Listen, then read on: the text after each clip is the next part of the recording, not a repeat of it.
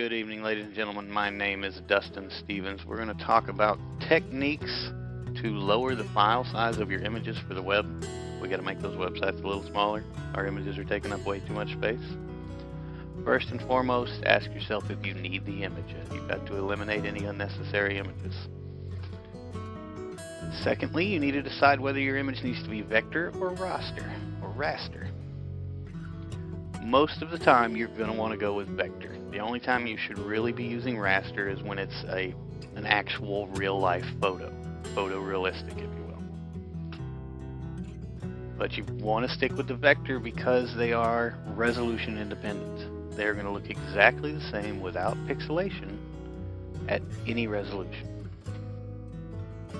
The next thing you're going to want to look at is optimizing your vector images. This can be done through Adobe Illustrator. Adobe Illustrator has an export ability that will spit out a code that'll look something similar to this. It's a CSS code, and this actually uses CSS to generate the image. So you won't actually have an image file. The CSS will generate the image. This CSS can also be put into SVGo, which they provide the link for here. And you can see in his example here, the SVG Illustrator file was 470 bytes, and via SVGo he was able to reduce that down to 199 bytes. And as he talks about here, once that's done, you can also use gzip compression, assuming your server is configured to handle SVG assets, to further reduce that. Here's the SVGo on GitHub. Next thing to talk about is selecting the right image format, and this is going to be for your raster images, and you know, your GIF, your PNG, your JPEG.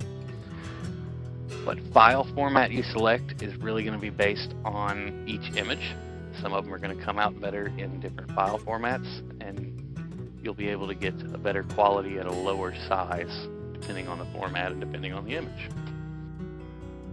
Once you've chosen that,